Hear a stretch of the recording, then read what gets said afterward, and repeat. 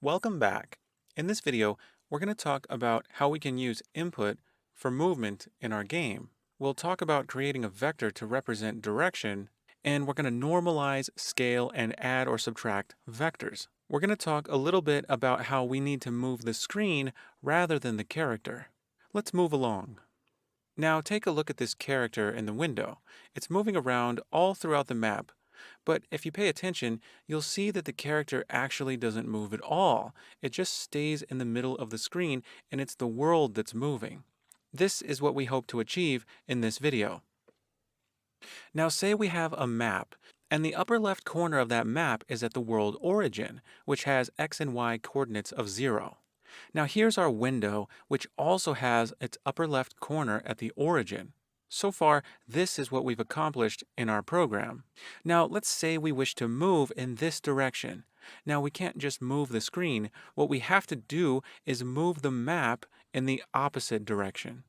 So if we can take a vector that represents the direction we wish to move and flip it, in other words, get the negative version of that vector, we can move the map in that direction. And this will simulate the movement we desire. So each frame, if we know the direction we wish to move, all we have to do is move the map in the opposite direction of that, and this will help us to achieve that movement. So let's go into our program and set this up. So here's our program. And down here, we're calling draw texture X to draw the map to the screen. And we're drawing the map at the position map pos, which is a vector 2 with 0 for its components. Now, what I'd like to do is move this line up outside the while loop so we can save this value between iterations of the loop. So I'm going to move it up here just under our map variable. Now, just under clear background, we need to see if we're pressing keys. So we're going to create some if statements using the isKeyDown function. So we're going to say if isKeyDown, and let's start with key A. So that's key underscore A. Now, if this is true, then we need to do something. What I want to do is create a vector called direction, and this will represent the direction we wish to move. So just above this if statement, I'm going to create a vector 2 called direction, and I'll use braced initialization so it's initialized with 0 for its components. Now, if the A key is down, I want to move to the left, so I'm going to take direction and take its x component and subtract from it. I'll simply subtract a value of 1.0. So let's think about this. If we're pressing the A key, this new vector with 0 for its parameters will have its x set to -1. Now, if the y component is 0, then direction is a vector pointing to the left with a magnitude of 1. Now I'm going to show you a way to keep this code compact. If you have an if statement with a single line in it like this, the curly braces are actually optional. So I can take this line and get rid of the curly braces and place the statement on the same line like this. Now let's take care of the other keys. Next we'll say if is key down, and we'll use key D. Now, if I'm pressing D, I want to go to the right. So what do you think is going to go next here? You got it. It's going to be direction.x plus equals 1.0. Now let's take care of the W and the S keys. We'll start with W. So if is key down, key W, and if we're pressing W, we want to go up. So think about this. What's going to go next? Bingo. It's going to be direction.y minus equals 1.0. Now kudos to you if you got this right, because you remembered that the up direction is the negative y direction. Why don't you go ahead and take care of the S key now? If we press the S key, we want to move down.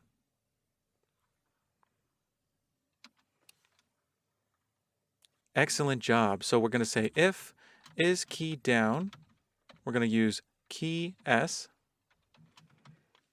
and we'll simply take direction.y and add to it a value of 1.0. Awesome job. So after these 4 lines, depending on which of the WASD keys we're pressing, the direction vector will be pointing in the direction we wish to move. Now we need to use direction to move the map. So on the next line, I'm going to check the direction vector to see if it's not equal to 0, because if direction is 0, we don't need to move anywhere. So let's make an if statement, and I'm going to use the raylib function vector2length. Vector2length takes a vector we're going to pass in direction, and it returns a float representing how long that vector is. We can check to see if it's not equal to 0.0, and if it's not, then we can perform movement. Now vector length belongs to the RayMath library, which means we need to include it up here at the top. So just under the raylib include, let's include raymath.h. Now vector2length is recognized by the compiler. Now if the length of the direction vector is not 0, then I want to normalize the vector. Because if x is 1 and y is 1, then we know that the length of direction is about 1.414. So we'd be moving faster in diagonal than we would just moving to the right or up. So we can take the vector to normalize function and pass in direction. Now this results in a vector2 that's normalized, meaning it has a length of 1. Now I know the direction I want to move, which means I need to move the map in the opposite direction. So what I need to do is set map_pos equal to map_pos minus direction. And we can subtract two vectors using vector2subtract. So let's do that. We're going to say map_pos equals vector2subtract, and we'll use map_pos, and we're subtracting direction, but we want to subtract direction normalized, which is what gets returned from this function call. With this function call highlighted, we can left click and drag it in to the parentheses, and it'll move in there. Let's give this a semicolon, and now we can test this out. Let's hit run and start debugging. Now here's our window, and if I press D, I'll move to the right. If I press A, I'll move to the left.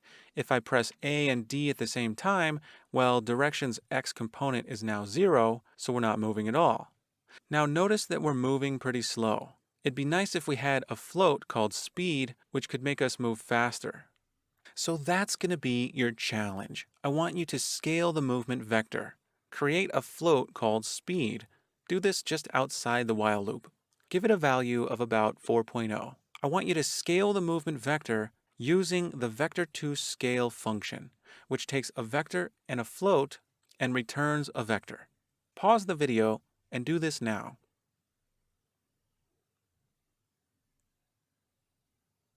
Okay, so here we are in our program. I'm going to scroll up just outside the while loop, and I'll create a float called speed. I'm going to initialize it to 4.0.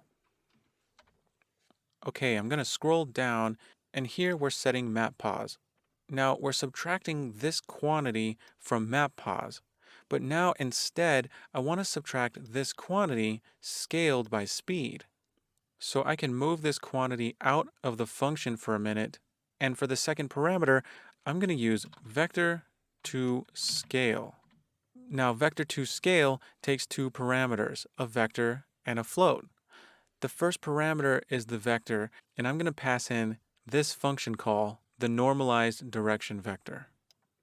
And the second parameter is going to be the speed. So what we're doing here is we're subtracting this quantity from map_pos, and this quantity is the result of scaling the normalized direction vector by speed. Let's go ahead and hit run and start debugging.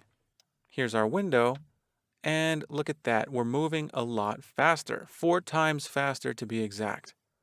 Perfect. So in summary, we learned how to add movement input by creating a direction vector. And with a key press, we change the X and Y components of the direction vector. We also created a float called speed to scale the direction. We then moved the map, and we made use of the vector operations vector2scale, vector2normalize, and vector2subtract, which we were able to use thanks to the RayMath library, which we included at the top of our source file. Great progress. In the next video, we'll work on getting our character drawn to the center of the screen. I'll see you then.